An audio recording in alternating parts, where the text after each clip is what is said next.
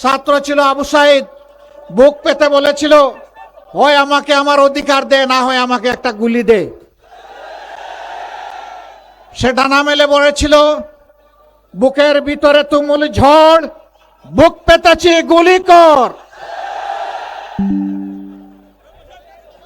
মহান রবের শুকরিয়া, গুলি পিটে নেয় নাই, পরপর তিনটা গুলি বুকে নিয়েছে। এটি বীরদের পরিচয়। এখান থেকেই জুলাইয়ের আন্দোলন জ্বলে উঠেছিল।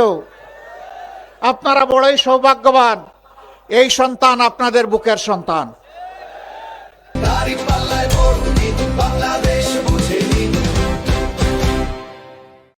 আমরা আপনাদেরকে কথা দিচ্ছি, আধিপত্যবাদের বিরুদ্ধে আপসহীন যুদ্ধ হিসাবে আবরার ফায়েদ প্রথমে শাহাদত বরণ করেছিল।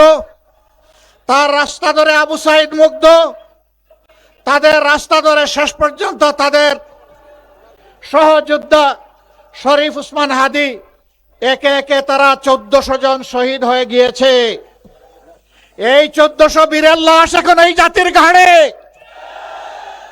এই 1400 জন বীরের রক্ত আমাদের নদীগুলোকে এখন লাল করে রেখেছে। আমরা কথা দিচ্ছি, আমরা এই বীরদের সাথে ইনশাআল্লাহ বেঈমানি করব না, আমরা বিশ্বাসঘাতকতা করব না ইনশাআল্লাহ।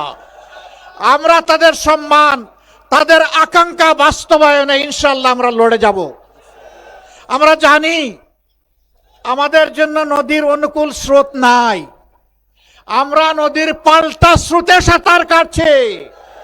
আমরা দমে যাব না ইনশাআল্লাহ। আমরা মঞ্জিলে পৌঁছবো এই জাতিকে নিয়ে, মুক্তির মঞ্জিলে। আমি পরিষ্কার বলেছি অনেকগুলা জনসভায়, জামাতে ইসলামী এই জোটের সবচেয়ে বড় দল, কিন্তু আমরা কোনো দলীয় সরকার কায়েম করতে চাই না। আমরা কোনো পরিবার এবং গোষ্ঠীতন্ত্র কায়েম করতে চাই না।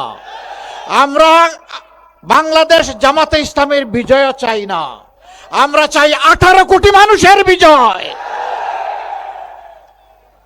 তিস্তা পার থেকে এই বিজয়ের আওয়াজ শুরু হয়েছে সারা বাংলায়। আলহামদুলিল্লাহ, এখন মুক্তির পক্ষে গণজোয়ার শুরু হয়েছে।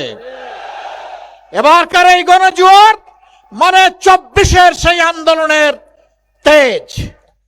ওই আন্দোলনকে আমরা বুকে নিয়ে সামনে এগিয়ে যাব ইনশাআল্লাহ। এদেশের যুবক যুবতীরা যেমন লড়েছে, লড়ে যাবে, তাদেরকে দমানো যাবে না, থামানো যাবে না।